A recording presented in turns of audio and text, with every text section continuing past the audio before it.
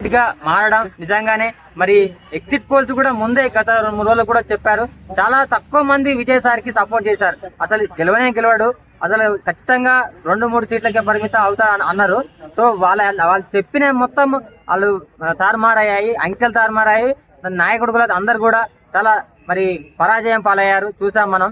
So నిజంగా ఇంత భారీ స్థాయిలో విజయ్ అభిమానులు, ప్రేక్షకులు, ప్రజలు అందరు కూడా బ్రహ్మరథం పెట్టడం, ముఖ్యంగా అక్కడ చాలా సమస్యలు ఉన్నాయి. ఆ సమస్యలను తీర్చడానికి, వాళ్ళకి తమిళనాడు రాష్ట్రం అభివృద్ధి కావడానికి సో అక్కడ ప్రజలు కూడా మార్పును కోరుకున్నారు అని చెప్పేసి చాలా ప్రతి ఒక్కరు కూడా అప్రిషియేట్ చేస్తున్నారు.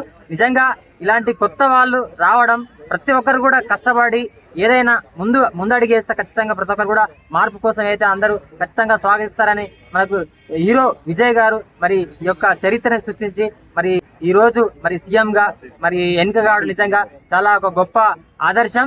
సో ఇక నుంచి ప్రతిదీ కూడా మరి తమిళనాడు రాజకీయాల్లో ఒక సంచలనంగా, ప్రతిదీ కూడా ఆయన చేసే ప్రణాళికాబద్ధంగా తమిళనాడు రాష్ట్రం గతంలో ఎన్నడూ లేని విధంగా అభివృద్ధి వైపు ముందుకు తీసుకుపోయే విధంగా మరి విజయ్ సారు మరి తప్పకుండా ఇంకా ప్రజలైతే గెలుపునిచ్చారు కాబట్టి సో ఆ గెలుపు ఎక్కడ ప్రజల సమస్యలు, ప్రజల కష్టాలు, సో అభివృద్ధి, గతంలో చేసిన పార్టీలు తప్పుదాలు ఏవైతే ఉన్నాయో అవన్నీ స్టాలిన్ కానీ సో మరి మిగతా పార్టీలు కానీ అవి చేసినాయి మరి ఆయన చేయకుండా సో ఏదైతే నమ్మకంతో ప్రజలు ఓట్లేసి గెలిపించారో సో వాటితోటి ముందడిగేసి ప్రజల యొక్క మరి ప్రణాళికబద్ధంగా పథకాలతో ముందుకెళ్తే సో అభివృద్ధి కూడా అలానే చేయాలని నేను కోరుకుంటున్నా.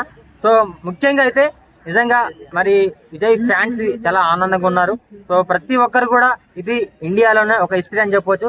చాలా మంది గతంలో రాజకీయాలకు వచ్చారు. సో తమిళనాడులో కమల్ హాసన్ గారు, రజనీకాంత్ గారు, మిగతా కొంతమంది చాలా మంది వచ్చారు, కానీ ఎవరు కూడా సక్సెస్ కాలేదు.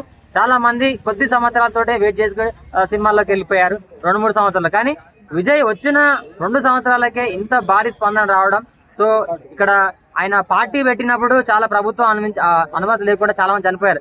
అక్కడ చాలా మంది ప్రజలు అట్రాక్ట్ అయ్యారు. చనిపోయిన వాళ్ళకు కూడా సానుభూతితో 20 లక్షలు కేటాయించి చాలా ప్రజల పక్షాన నిలబడ్డారు. కొన్ని నమ్మకాలతోటి ప్రజలు కూడా చాలా యూత్ పోలింగ్ ఎక్కువ జరిగింది.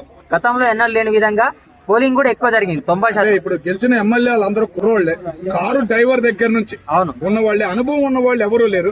మరి పార్టీని ముందుకు నడిపి 5 సంవత్సరాలు గెట్టగలరంటవా? తప్పకుండా 100%. ఎందుకంటే అంత అనుభవం ఉంది కాబట్టి చాలా చిన్న స్థాయి వాళ్ళకి, చాలా మంచి నాయకులు కష్టపడి పనిచేసే వాళ్ళకి సీట్లు ఇచ్చారు.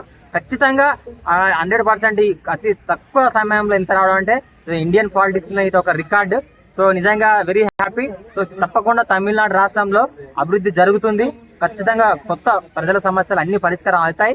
తప్పకుండా అనుకున్న దానికంటే గతంలో ఇప్పుడు స్టాలిన్ కంటే కూడా, గతంలో చేసిన రాజకీయ నాయకుల కంటే కూడా తప్పకుండా అభివృద్ధి దూసుకెళ్తాడు, దాంట్లో డౌట్ లేదు. సో ఇంకా ఏమైనా కూడా ఎలా ప్లాన్ చేయాలి అంటే కూడా ఫ్యాన్స్ నుంచి కూడా కొన్ని సభలు పెట్టి, సో ఈ రోజు ప్రమాణ స్వీకారం విజయ్ నుంచి కూడా చాలా మంది ఫ్యాన్స్ వెళ్ళారు ఇప్పుడే. సో సంబరాలు జరుపుకుంటున్నారు చాలా ప్రతి ఒక్కరు కూడా. సో ఎక్కడ కూడా చాలా ప్రతి ఒక్కరు అందరి ఉత్సాహంతో ఒక పండగల వాతావరణం ఉంది. సో మనం ఎలా అయితే మన ఆంధ్రప్రదేశ్ లో పవన్ కళ్యాణ్ సార్ అయితే ఎలా కొద్ది రోజుల తర్వాతనైనా ఎలా ఒక హిట్ ని ఆయన కూడా డిప్యూటీ సీఎం హోదాలో ఉన్నారు. సో ఇలా డైరెక్ట్ గా రావడం అనేది చాలా మంది ఇండస్ట్రీలో, చాలా అమితాబ్ బచ్చన్ హీరోలు కానీ మన తెలుగులో చిరంజీవి గారు ప్రతి ఒక్కరు కూడా సో అందరికి ఒక హ్యాపీనెస్ గా ఉన్నారు. అంటే ఒక సినిమా ఇండస్ట్రీ నుంచి వచ్చిన వాళ్ళందరూ కూడా ప్రతి గతంలో కూడా అందరు సక్సెస్ అయ్యారు. ఇది ఇంత చిన్న వయసులో, ఒక 50 ఏళ్ల వయసులో సో అలా చేయడం అనేది కూడా ఒక రికార్డ్ హిస్టరీ.